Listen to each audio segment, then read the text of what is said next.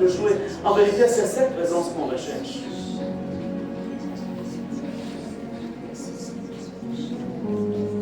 Il nous faut ce matin nous connecter vraiment à cette fréquence, la fréquence de sa présence.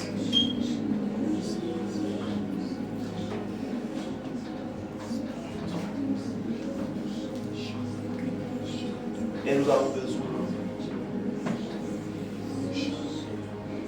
de réaliser d'abord qu'il est au milieu de nous.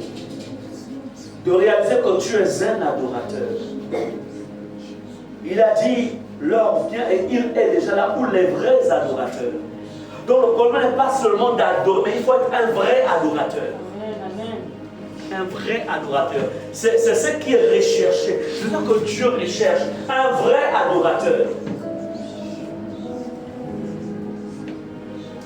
Et pour que Dieu te définisse comme étant un vrai adorateur, tu dois rentrer dans ce couloir.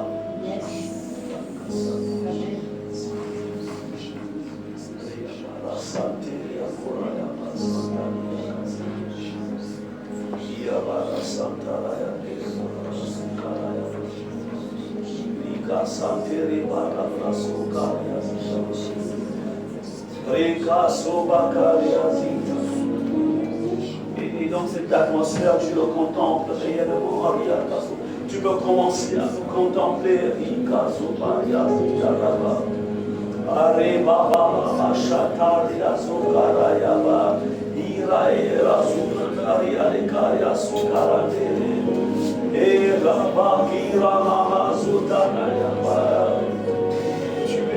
Tu es le Dieu élevé au-dessus de toute la création. Seigneur, ton nom est grand, ton nom est puissant. Tu peux adresser à ton Dieu ceux qui vont au plus profond de toi, de ton cœur ce matin. Seigneur, ce matin, nos regards sont tournés vers toi, vers le Dieu vivant, le Dieu vivant, le Dieu vivant, le Dieu vivant, le Dieu vivant, le Dieu de toute éternité ce matin.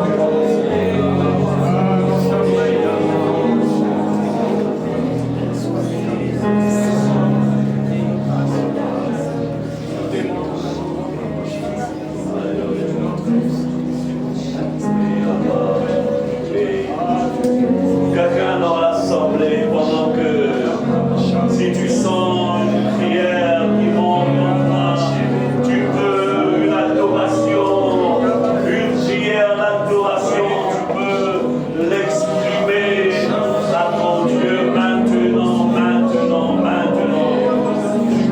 Tu peux.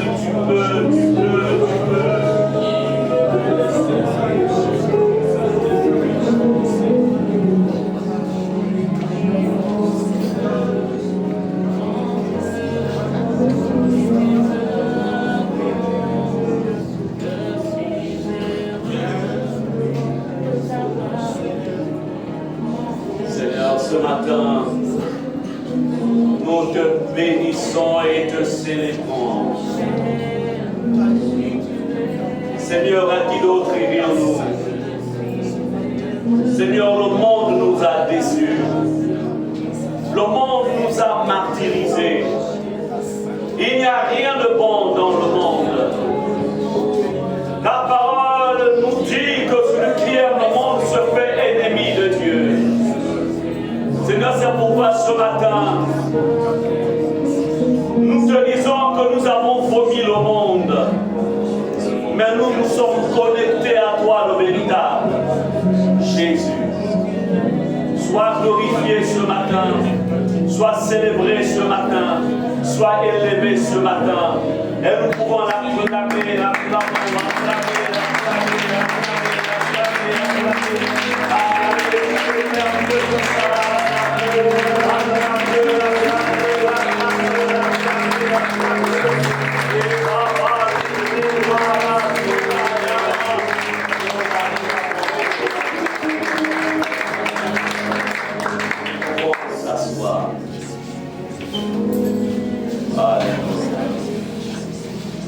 je voudrais te dire ce matin que tu es béni. Alléluia. Il y a quelqu'un à côté de toi que je suis béni. Alléluia. Tu es béni parce que Dieu t'a béni. Amen. Nous sommes un peuple béni. Tu es béni par l'Éternel. Béni par l'Éternel. Amen.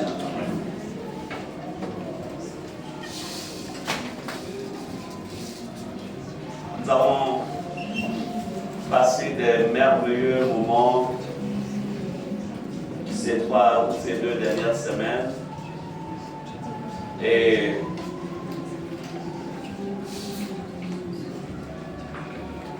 la semaine dernière, c'était vraiment merveilleux. Qui a été béni pour du programme la semaine dernière? Amen.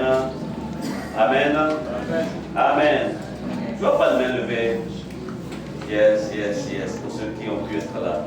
Que Dieu bénisse abondamment. Amen. Bien-aimés, après ces moments, le grand défi, c'est comment résister au diable après un tel travail. Après l'annulation, la destruction des mandats des ténèbres. Comment résister? Vous savez, à chaque fois que Dieu fait un travail dans la vie de quelqu'un, comprenez qu'il y a l'ennemi qui n'est pas content. Dit l'ennemi. Parce que le plan de l'ennemi, c'est de garder quelqu'un, c'est de te garder sous son emprise. Le diable est considéré comme un geôlier, et il l'est en vérité. C'est un geôlier. Parce que le monde des ténèbres vit à partir de tes souffrances. La souffrance émet une fréquence, émet des énergies. Lorsque tu te plains, lorsque tu pleures, lorsque tu es triste,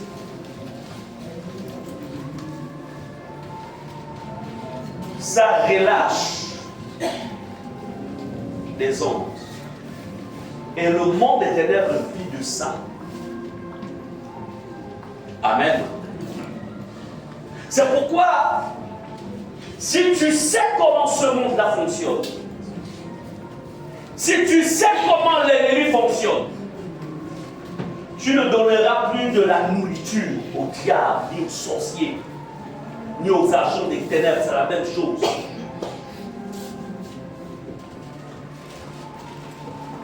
C'est pourquoi Jésus dira, dans le livre de Thessaloniciens, il dira, soyez toujours joyeux. Toujours. C'est-à-dire que de 6 h, si tu te lèves à 6 h du matin et que tu t'endors à 22 h, il dit de 6 h à 22 h, sois toujours joyeux. Amen. Amen. Comme ça, il est de aussi. Est-ce qu'on est ensemble? Amen. Comment résister au diable? Comment le résister? Après un si grand travail, comment résister à l'ennemi? Comment le résister? Comment le résister? C'est là en fait, c'est ce qu'il faut comprendre. Comment résister à l'ennemi?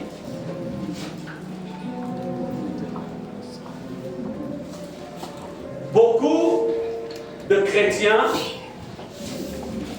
voient Dieu effectuer un travail dans leur vie. Ça peut être une visitation spéciale, ça peut être une délivrance, ça peut être, en fait, qu'importe l'action de Dieu. Mais le grand souci, c'est qu'on oublie qu'après ce travail-là, l'ennemi va se lever. C'est pourquoi ce matin, je vais vous montrer comment résister à l'ennemi. Le diable, comprend une chose, le diable est l'ennemi numéro 1 de l'homme. Répétons, le diable. Il est l'ennemi numéro 1 de l'homme.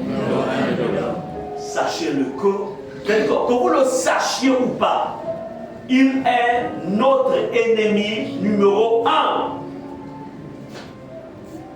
L'homme n'est pas ton ennemi. Ton voisin n'est pas ton ennemi.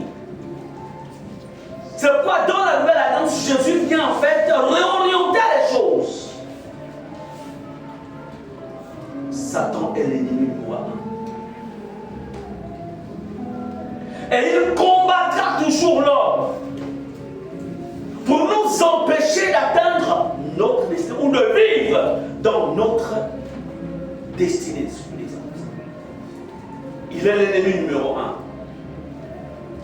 C'est pourquoi Jésus nous a donné l'ordre de résister. Amen. Amen. Quel que soit ce que tu peux vivre dans ton lieu de travail, dans ta famille,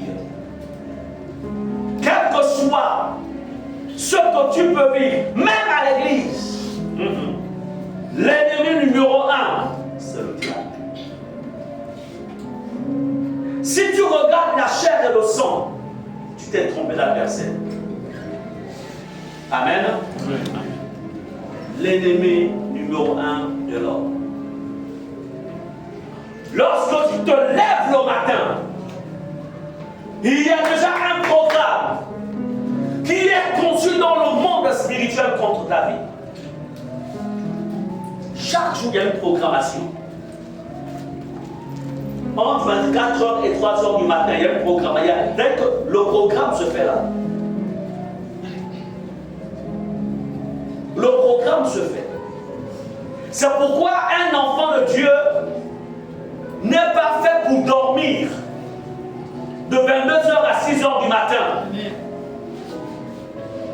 Parce que pendant que toi tu dors, l'ennemi vient, il vient s'aimer l'ivraie. Mais qui va retirer cet ivraie? C'est toi-même. Mais si au lieu de retirer, tu dors, il va y avoir une accumulation d'ivraie. Dis au nom de Jésus, je refuse d'être un dormeur. Au nom de Jésus, je refuse d'être un dormeur. Dis à ton voisin, refuse d'être un dormeur.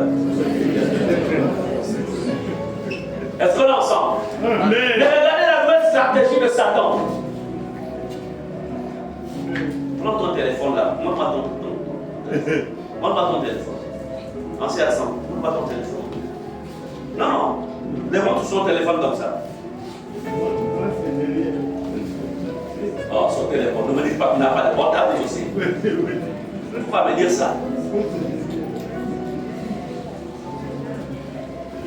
Non, lèvons-nous avec ton dos. Lèvons-nous, lèvons-nous. Lèvons-nous. Et disons-le au nom de Jésus. Au nom de Jésus. Au nom de Jésus. Au nom de Jésus. Tu ne m'empêcheras plus. Tu ne m'empêcheras plus D'avoir une communion. D'avoir une communion Avec le Seigneur. avec le Seigneur.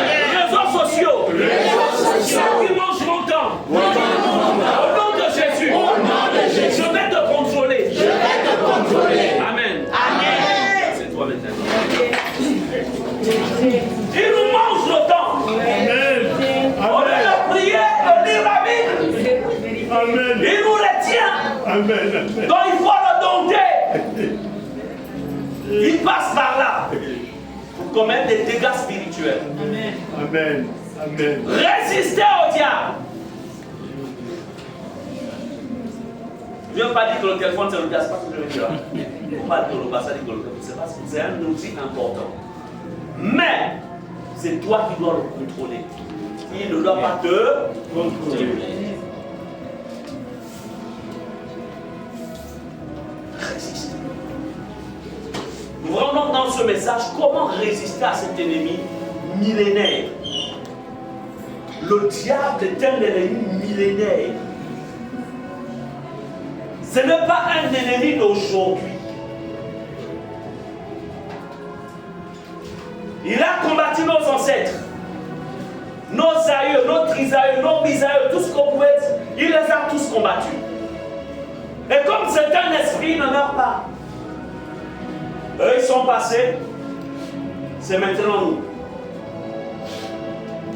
Maintenant, la question, va-t-il te vaincre ou c'est toi qui vas le vaincre? C'est là la question. Qui vaincra l'autre? C'est là la question.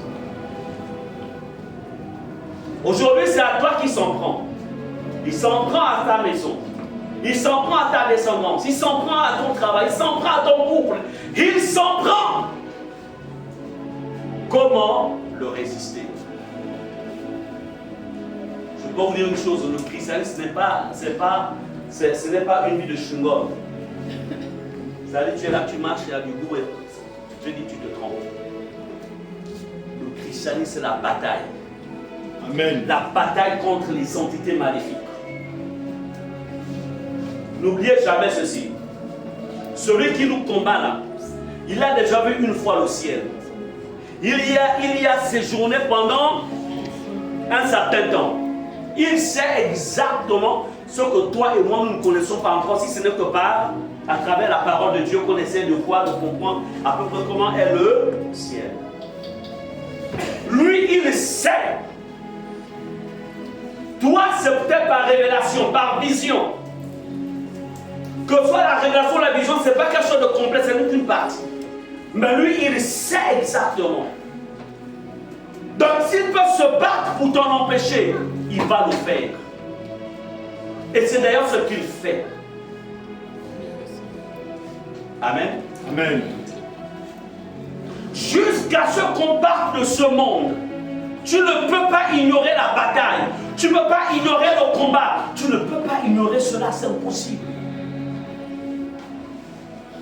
Comment le résister? Déjà, on peut aller dans Matthieu 12, verset 43 à 45. Matthieu 12, 43 à 45. Je vais demander à l'ancien, ça va nous dire cela. Matthieu 12, 43 à 45. Rapidement. Je lis la parole de Dieu. Lorsque l'esprit impur est sorti d'un homme, il va par les lieux arides, cherchant du repos, et il n'en trouve point. Alors il dit, je retournerai dans ma maison d'où je suis sorti. Et quand il arrive, il la trouve vide, balayée et ornée. Il s'en va et il prend avec lui 7 autres esprits plus forts, méchants que lui. Ils entrent dans la maison, s'y établissent Et la dernière condition de cet homme est pire que la première. Il en sera de même pour cette génération méchante. Amen. Amen.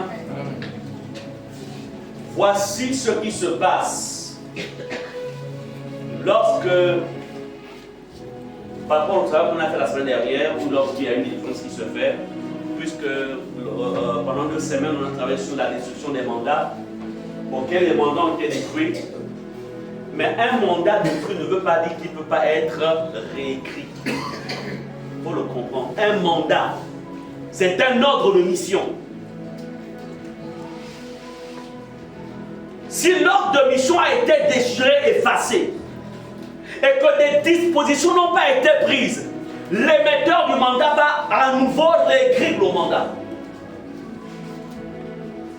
C'est pourquoi ne prenez pas le travail qu'on fait dans l'église comme étant des acquis. Ce n'est pas un acquis.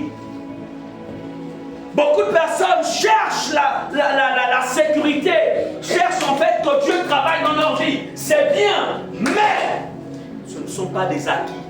Si des dispositions sécuritaires n'ont pas été prises, ce sont des choses spirituelles. Elles ne sont pas matérielles. Elles sont spirituelles. Dans le monde naturel, une fois on a déchiré, là, c'est déchiré. Mais ce qui est spirituel, quand tu déchires, ça peut se reconstituer. Parce que c'est esprit. Amen. Si vous ne comprenez pas, Amen. Amen. de quoi je se sens fort étonné? Amen. Quelqu'un. Combien de personnes ont perdu leur délivrance comme ça? Ont perdu la protection divine. Ont perdu le travail spirituel qui a été fait. Parce que les gens pensent que la délivrance est un tout. Ou que la bénédiction de Dieu c'est un...